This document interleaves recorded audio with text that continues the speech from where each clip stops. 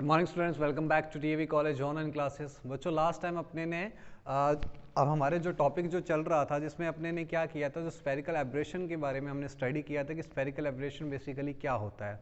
आज जो है हम वो मेथड्स को डिस्कस करेंगे जिससे हम स्फेरिकल एब्रेशन को क्या कर सकते हैं, रिमूव कर सकते हैं या मिनिमाइज कर सकते हैं। हम पूरी तरह से उसको तो रिमूव नहीं कर पाते, लेकिन उसको मिनिमम करने की कोशिश करते हैं। तो वो मेथड हम अब स्टडी करेंगे कि वो मेथड कौन से हैं। तो आपकी हेडिंग रहेगी बच्चों आज द मेथड टू रिमूव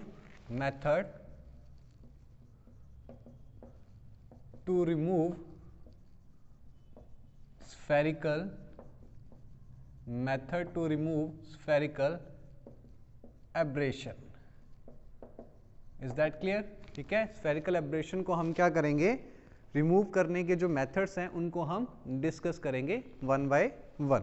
चलिए, तो बच्चों अब सबसे पहले हमारे पास क्या चीज आ जाएगी यहाँ पे कि जो सबसे पहला मेथड है वो है आपके पास बाय यूजिंग स्टॉप।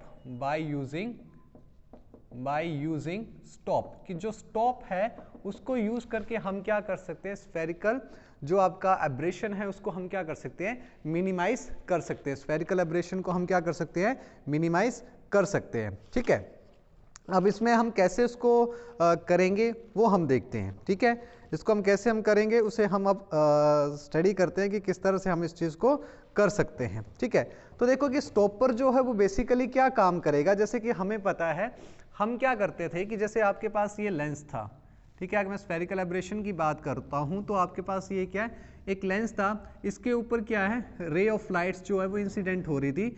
एक पैरेक्सियल लाइंस थी और एक क्या थी, मार्जिनल रे ऑफ लाइट थी। ऐसा ही कुछ था हमारे पास। आपको ये भी पता है कि जैसे यहाँ पे जो आपके पास क्या होंगी, जो आपके पास मार्जिनल रे ऑफ लाइट्स थी वो क्या करती हैं, उनकी डाइवेशन क्या होती है, ज़्यादा होती है। ठीक है, और जो आपकी पैरेक्सियल रेज ऑफ लाइट है उनकी डाइवेशन क्या होती है, थोड़ी सी कम होती है। ठीक है, उनकी डाइवेशन क्या होती है, थोड़ी कम होती है। तो इस तरह से हमारे पास वो रे ऑफ लाइट जो है वो बनती थी। जैसे ये एफ पी है और ये कौन सा पॉइंट था, एफ एम पॉइंट हमने कंसीडर किया था। तो अब ये जो बाय यूजिंग द स्टॉप हम क्या करते हैं, या तो हम क्या करेंगे कि जो आपके पास जो मार्जिनल रेज है, मार्जिनल रेज कौन सी है, ये वाली आपके पास क्या थी, मार्जिनल रेज थी। ठीक है, मार्जिनल रेज थी, और ये जो आपके पास थी वो कौन सी थी, पैरेक्सियल रेज थी। तो या तो हम क्या करेंगे कि इन मार्जिनल रेज को स्टॉप कर देंगे, या तो हम क्या करेंगे, पैरेक्सियल रेज को स्टॉप कर देंगे। तो क्या होगा उससे, अभी हम क्या देख रहे हैं कि हमारे पास दो फोकस पॉइंट आ रहे हैं कि कुछ रेज जो वो एफएम पर फोकस कर रही हैं, कुछ रेज जो है वो एफपी पर फोकस कर रही हैं। अगर हम इन दोनों में से किसी एक रेज को क्या करते हैं, स्टॉप कर देते हैं, तो एक ही आपके पास क्या रहेगा, फोकस पॉइंट रह जाएगा। तो या तो हम क्या करेंगे इसमें, देखो बच्चों, या तो हम क्या करेंगे, यहां पर जो है स्टॉपर का यूज करेंगे। कहां पर, यहां पे हम स्टॉपर का यूज करेंगे।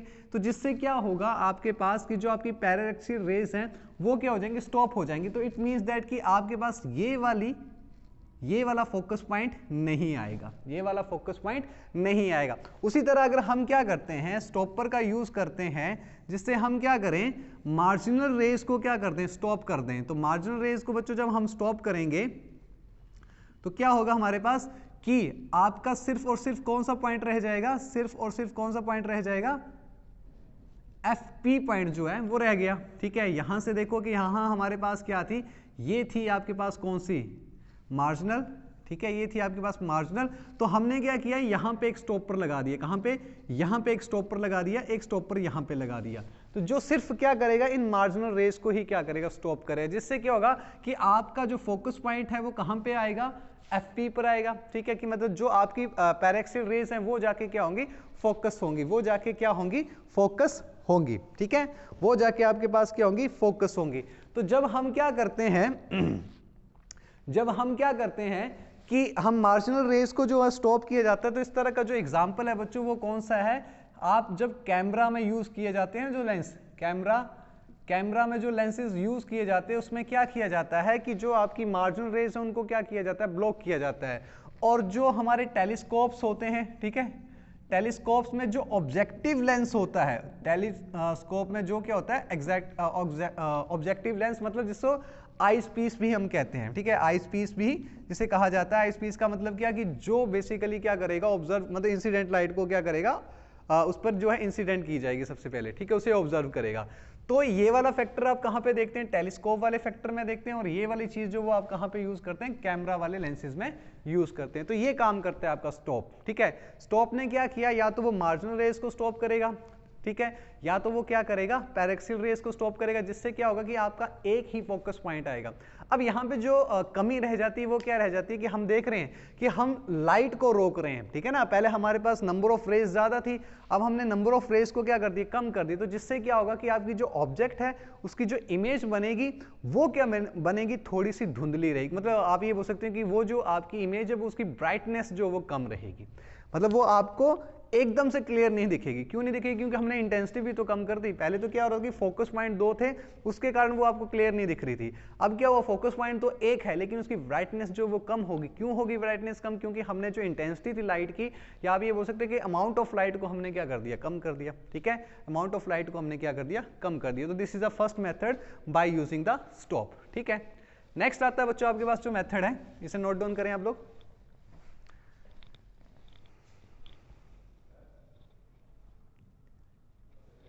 इसे नोट डाउन करें आप लोग, ठीक है।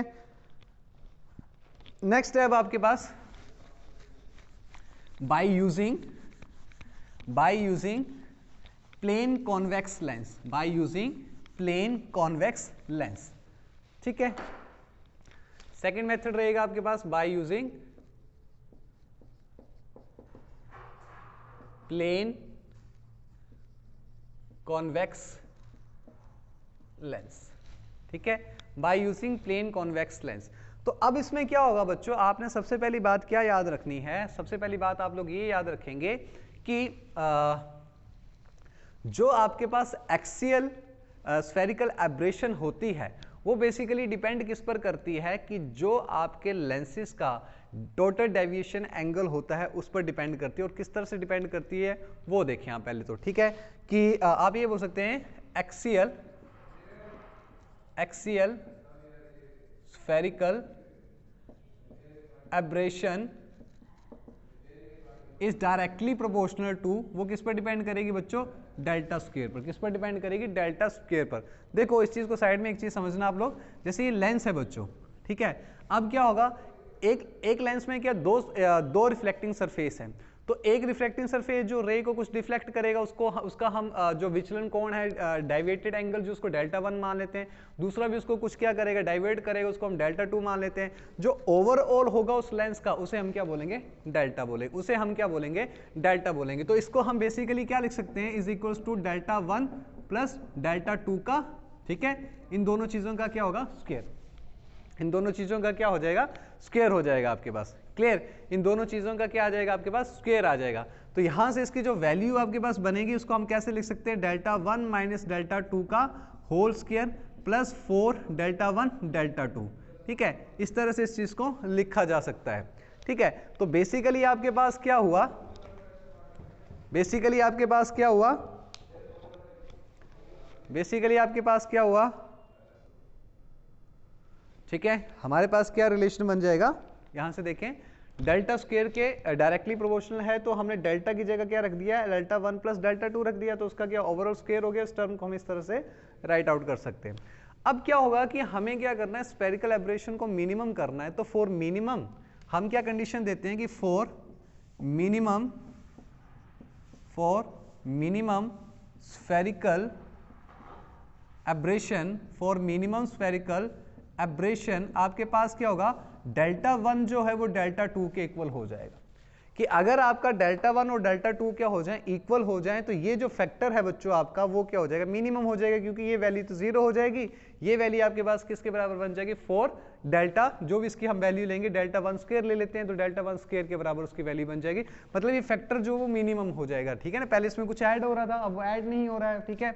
वो चीज 0 होगी तो ये फैक्टर क्या होगा, मिनिमम, जितना मिनिमम हम कर सकते हैं। मतलब जो दोनों हमारे रिफ्लेक्टिंग सरफेस हैं, अगर उन दोनों रिफ्लेक्टिंग सरफेस का डाइविएशन एंगल जो है डेल्टा 1 और डेल्टा 2 अगर दोनों ही क्या है आपके इक्वल हैं, ठीक है, तब आपके पास जो स्फेरिकल एब्रेशन आती है वो क्या आती है, मिनिमम आती है। अब इस चीज को करने के लिए हम क्या करते हैं, हम प्लेन कॉन्वेक्स लेंस का यूज करते हैं, ठीक है। मतलब उसका एक सरफेस क्या होगा, प्लेन होगा, ठीक है। तो इसमें दो तरह की हमारे पास कंडीशंस बनती हैं, वो देखें।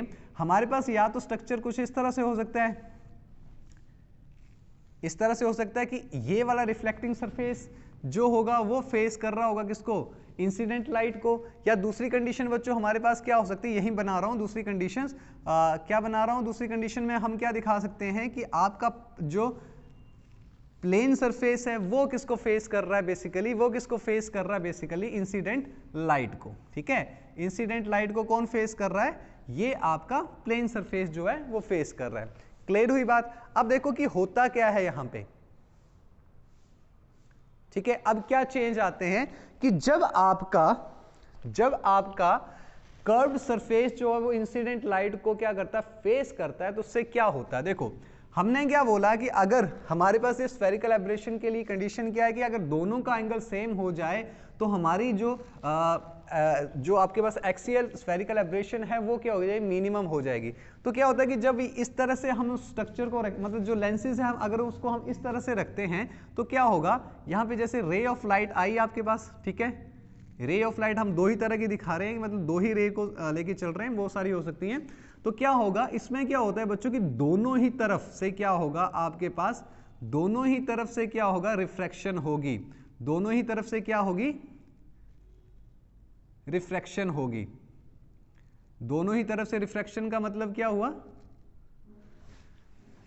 इसकी भी हुई इसकी भी हुई। लेकिन यहाँ पे जो डिफरेंस आता है बच्चों वो क्या आता है, जैसे यहाँ पे आपने क्या किया, इसको मैंने FM बोला और इसको बोला, इसको FP बोला। अब दोनों स्ट्रक्चर को ध्यान से देखना कि क्या चेंजेस अब हम इसमें दिखा रहे हैं। जब ये इसको फेस करेगा तो क्या होगा,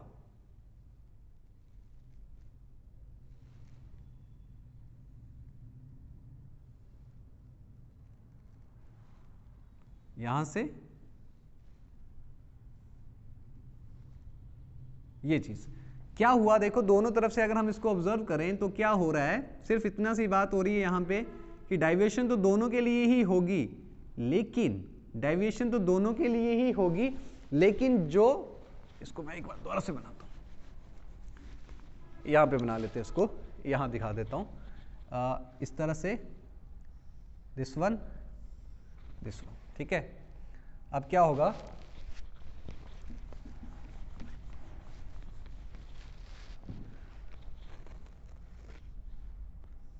दिस वन, अब क्या होगा, यहां से रे ऑफ लाइट आई, ठीक है।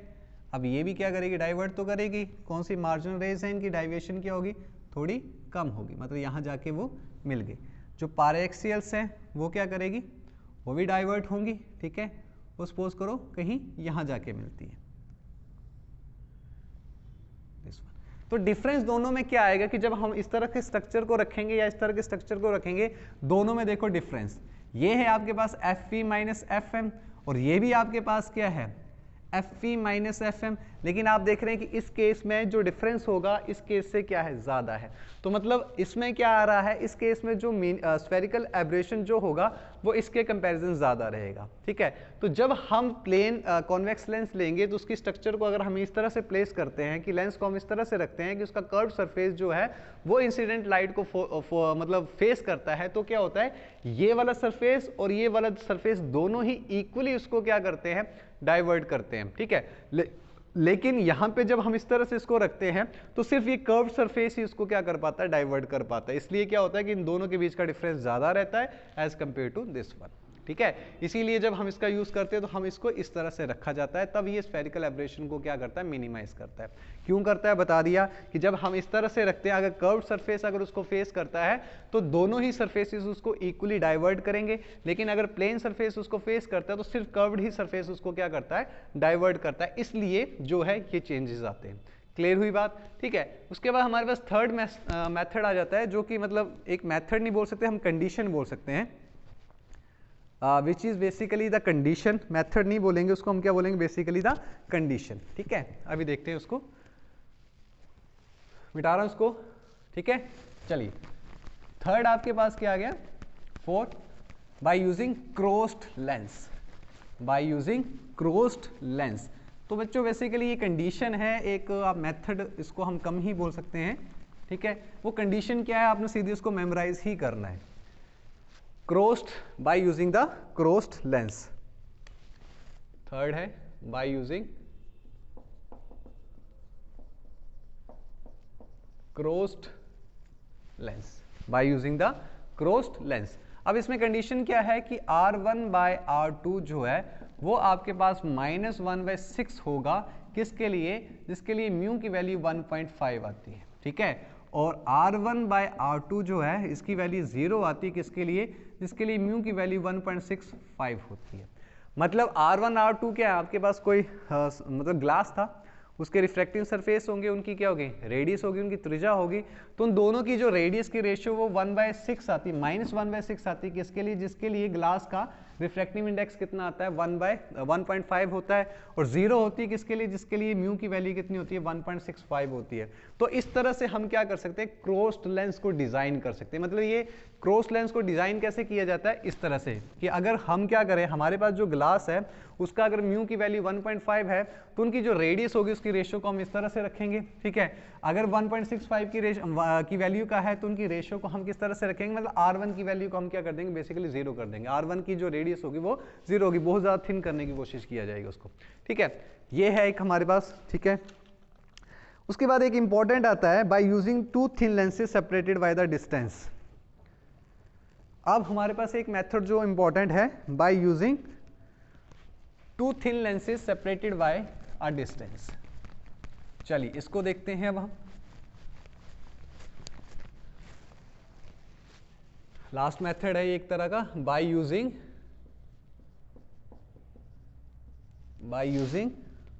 2 thin lenses, by using 2 thin lenses separated by a distance। उसे हमने किसी डिस्टेंस पर क्या किया है, रखा है, ठीक है। ये दोनों ही लेंसेज बच्चों, थिन लेंसेज जो हम लेंगे, जो कंसीडर करेंगे, वो बेसिकली कौन से होंगे, प्लेन कॉन्वेक्स लेंस लिए जाएंगे। कौन से लिए जाएंगे, प्लेन कॉन्वेक्स लेंस जो है वो लिए जाएंगे, ठीक है। क्लियर बात हुई।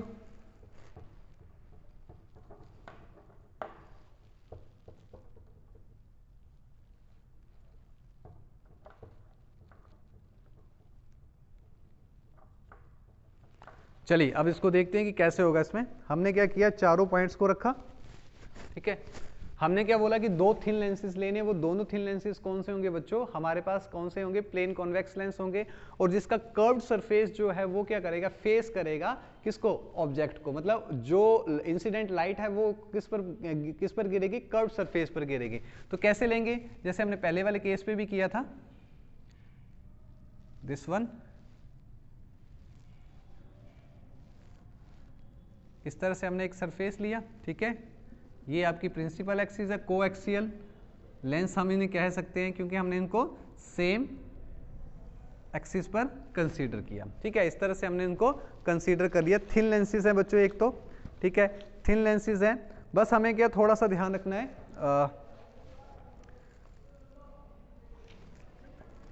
एक मिनट, थोड़ा सा हमें क्या ध्यान रखना है इसमें,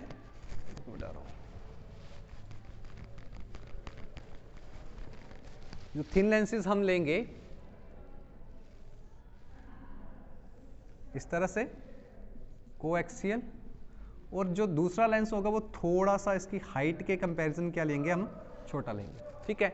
अब हमने क्या बोला, जैसे इसको हमने L1 नाम दे दिया बच्चों, अब इसको क्या नाम दे दिया, L2 नाम दे दिया। अब देखो कंडीशन क्या है हमारे पास, हमने इनको कैसे रखा कि इसका जो कर्व्ड सरफेस है उस पर क्या करेगी, रे ऑफ लाइट्स गिरेंगी, ठीक है। अब इसमें कितने सरफेस है, 1 2 3 4 सरफेस है, और चारों ही सरफेस से क्या होगा, उसका डेविएशन होगा, रे ऑफ लाइट चारों से ही क्या होगी, डाइवर्ट होगी। अगर ये चारों सरफेस क्या करते हैं, इक्वली डाइवर्ट करते हैं, मतलब सभी का डेविएशन एंगल सेम होता है, तो क्या होगा आपके पास कि जो एक्सियल, या आप ये सिंपली कह सकते हैं कि जो स्फेरिकल एब्रेशन होगा, जो आपके पास गोलीय विपथन होगा, उसका मान जो होगा, उसकी वैल्यू जो होगी वो क्या होगी, मिनिमम होगी, ठीक है। कि अगर आपका डेविएशन एंगल चारों ही सरफेसेस के लिए क्या होता है, मिनिमम इक्वल होता है, तो स्फेरिकल एब्रेशन आपकी क्या होगी बच्चों, मिनिमम होगी। वो क्या होगी आपके पास, मिनिमम होगी। तो हम मान लेते हैं कि पहले रे ऑफ लाइट उसमें से कोई गिर रही है, तो हम किसी एक लाइट को जो कंसीडर करेंगे पहले तो, ठीक है। रे ऑफ लाइट को इसमें, इसके बीच का डिस्टेंस हमने कितना कंसीडर कर लिया, d कंसीडर कर लिया। अब वही बात है बच्चों कि यहां से एक रे ऑफ लाइट आई, ठीक है, उसको हमने यहां से क्या किया, डाइवर्ट किया, ठीक है, हम एक ही डाइवेशंस में दिखा रहे हैं कि मतलब जो टोटल डाइवेशन हुई वो इस तरह से हुई है, ठीक है, क्योंकि हम इसको इक्वल मान के चल रहे हैं। फिर यहाँ से होगी बच्चों, उसी तरह इसका क्या आ जाएगा, एक सेंटर पॉइंट आ जाएगा, ठीक है, ज़्यादा दूर बन गया कुछ, ठीक। अब यहाँ से क्या होगा, उसके बाद डाइवर्ट होने के बाद फिर से वो क्या करेगी, किसी पॉइंट पर जाकर फोकस करेगी, किसी पॉइंट पर जाकर फोकस करेगी। अब अगर इसकी डाइवर्शन नहीं होती तो वो कहाँ, यहाँ पे आके मिलती है, वो सेम चीज़ पहले वाली, ठीक है। इसको अगर हम A और B मान लें और ये अगर डाइवर्ट नहीं होती तो ये एंगल इसका आ जाता हमारे पास Δ1। हम मान लेते हैं कितनी हाइट पर वो गिर रही है, H1 हाइट पर गिर रही है। यहाँ पे कितनी हाइट पर वो गिर रही है, H2 हाइट पर गिर रही है। इसका सेंटर मैं O1 मान लेता हूँ, इसका सेंटर मैं O2 मान लेता हूँ। इसको हम F बुक के अकॉर्डिंग ले लेते हैं, F डैश और F लिया है, जैसे ही इसको F डैश और इसको F लिया है, ये एंगल जो है वो कितना है आपके पास, Δ2 है, सेम एज इट इज, ठीक है। यही चीज़ें हमारे पास आएंगी। क्लियर होगी यहाँ तक बात, ठीक है, कोई चेंज नहीं, जैसे हमने पहले किया वैसे ही सारी की सारी चीज़ें हैं, ठीक है। तो हमने इसको A B और इस पॉइंट को जहाँ से डाइवर्ट कर रही है उसको जो है वो हम क्या लेंगे, C पॉइंट लेंगे। यहाँ से थोड़ा सा डेविएशन जहाँ से हो रही है उसको हमने क्या बोला है, ठीक है, इस पॉइंट से जाके डाइवर्ट हो रही है, तो ये पॉइंट आपका C है, this is the point C, ठीक है। बाकी वही चीज़ है आपके पास। अब क्या होगा बच्चों हमारे पास कि मिनिमम स्फेरिकल एब्रेशन के लिए यहाँ से अगर मैं बच्चों एक चीज़ निकालूं, किसकी वैल्यू, अगर Δ1 और Δ2 की वैल्यू निकालना चाहूँ तो हम निकाल सकते हैं, ठीक है। Δ1 और Δ2 की वैल्यू अगर निकालना चाहें तो हम क्या कर सकते हैं, निकाल सकते हैं। वो कैसे निकालेंगे, ठीक है। हमारे पास जो Δ1 होता है बच्चों वो किसके बराबर होता है, अगर मैं जनरली लिखूं Δ1 हमने पढ़ा हुआ वो H1/F1 होता है। ये क्या होती है, फोकस दूरी होती है Δ1। और उसी तरह Δ2 की वैल्यू किसके बराबर, H2 और F2 के लिए होती है। ये क्या होती है आपके पास, फोकस दूरी किसके लिए, दूसरे लेंस के लिए, पहले और ये दूसरे के लिए हमने पढ़ी हुई चीज़ है, ठीक है। अब हम क्या बोलेंगे कि for minimum spherical aberration, minimum spherical aberration के लिए क्या कंडीशन होगी आपका, कि जो आपका Δ1 है वो Δ2 के क्या होना चाहिए, बराबर होना चाहिए, यही कंडीशन है। तो Δ1 और Δ2 हमारे पास किसके बराबर है, H1/F1 और H2/F2 के बराबर है, ठीक है। तो यहाँ से हमारे पास क्या कंडीशन बन जाएगी, ठीक है, सिंस ये आपके पास किसकी वैल्यू है, Δ1 की, जो हमने पहले भी निकाली हुई है, ठीक है। तो यहाँ से इसकी वैल्यू किसके बराबर आएगी, H1/F1 के बराबर है, उसकी वैल्यू कितनी, H2/F2 के बराबर आ जाएगी, ठीक है। तो यहाँ से अगर हम निकालें किसकी वैल्यू, निकाल लेते हैं हमने H1/H2, तो इसका मतलब इसकी वैल्यू कितनी आएगी, F1/F2 आ जाएगी, ठीक है। इसको इक्वेशन नंबर हम 1 नाम दे देते हैं, इसको क्या नाम दे देते हैं, इक्वेशन नंबर 1 नाम दे देते हैं। अब देखो कि बाय द सिमिलर ट्रायंगल्स, हम यहाँ पे एक प्रॉपर्टी वही लगाएंगे जैसे हम पहले करते हैं, by using property of similar triangle. Similar triangles की हम क्या करेंगे, प्रॉपर्टीज लगाएंगे, उसके अकॉर्डिंग हमारे पास क्या चीज़ बन जाएगी, सिमिलर ट्रायंगल्स की हम क्या करेंगे, प्रॉपर्टीज लगाएंगे, और हमारे पास उसकी क्या बन जाएगी, ट्रायंगल के लिए देखो प्रॉपर्टीज, देखो ये वाला ट्रायंगल लेंगे, एक कौन सा बन जाएगा आपके पास, एक बन जाएगा आपके पास एक कंप्लीट ट्रायंगल की अगर हम बात करते हैं, ठीक है ना। उसी में हम उसको हम क्या कर सकते हैं, फिर तोड़ सकते हैं, ठीक है।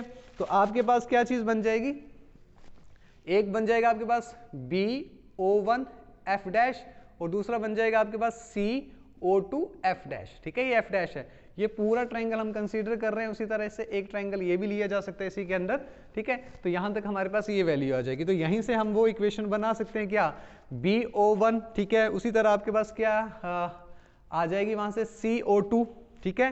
तो हम कैसे लिख सकते हैं इसको, BO1 डिवाइडेड बाय में कितना आ जाएगा, CO2, ठीक है। अब हम बेस की बात करेंगे तो बेस यहाँ तक जाएगा, तो बेस देखो यहाँ तक कितना आ गया, O1 F dash which is divided by कितना हो जाएगा, O2 F डैश, कितना हो गया, O2 F डैश। अब देखो इस O2 F डैश को हम कैसे लिख सकते हैं, हमारे पास ये O2 F डैश है, ठीक है। इसे हम कैसे लिख सकते हैं, हमारे पास इसको हम कैसे लिखेंगे, देखो अगर इस O1 F डैश में मैं इस चीज को क्या कर दूं, माइनस, इस चीज को अपने माइनस कर दें, तो हमारे पास ये पूरा का पूरा फैक्टर बच जाएगा। कैसे बचेगा देखते हैं अभी, वो O2 F2, ठीक है, इस तरह से नहीं, इसको हम ऐसे लिखेंगे।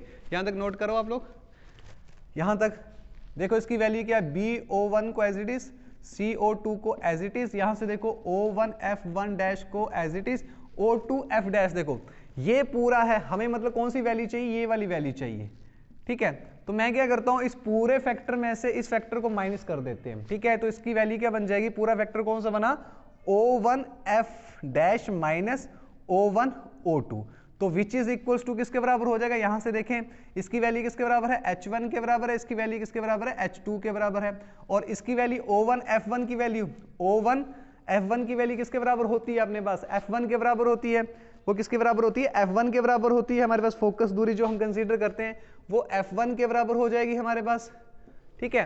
अब ये जो O1F1 डैश है, O1F1 डैश अगेन F हो गया, O1O2 किसके बराबर है, आपके पास D के बराबर है, तो यहां से हम इसकी वैल्यू का क्या लिख सकते हैं, F1 माइनस D, ठीक है। तो यहां से अगर इन दोनों इक्वेशंस को हम क्या करें, कंपेयर करें, तो दोनों इक्वेशंस किसके बराबर आ रही हैं, H1/H2, H1/H2 दोनों को कंपेयर कर दिया, ठीक है। तो 1 और 2 से अब हम क्या करेंगे, यहां तक नोट करें आप लोग, इक्वेशन 1 और 2, इसको मिटा रहा हूं, यहीं से लिखूंगा, फिर यहां से मिटा देता हूं, फ्रॉम इक्वेशन 1 एंड 2 अब आपके पास क्या हो जाएगा, इक्वेशन 1 और 2 से क्या हो जाएगा, F1 डिवाइडेड बाय में F2 इज इक्वल्स टू किसके बराबर हो गया आपके पास, F1 डिवाइडेड बाय में F1 माइनस D, तो F1 से F1 आपका कैंसिल आउट, और आपके पास क्या हो गया, F2 is equals to F1 minus D के बराबर हो जाएगी, ठीक है। किसके बराबर हो जाएगी, इस चीज के बराबर हो जाएगी। तो F2 आपके पास बेसिकली किसके बराबर आ रहा है, F1 माइनस D के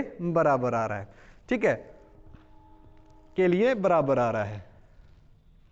तो ये आपके पास क्या है कि अगर आपको क्या करना है, यहां से और हम ऐसे लिख सकते हैं, और D की वैल्यू को आप क्या लिख सकते हैं, D इधर गया तो आपके पास क्या आ गया, F1 माइनस F2, यही आया। तो बच्चों ये कंडीशन है किसके लिए, आपको स्फेरिकल एब्रेशन को मिनिमम करना है, तो जब आपके पास दो लेंसेज होंगे तो आप उसको किस तरह से प्लेस करेंगे, इस तरह से प्लेस करेंगे कि इन दोनों के बीच का जो डिस्टेंस होगा वो कितना होगा, F1 माइनस F2 होगा।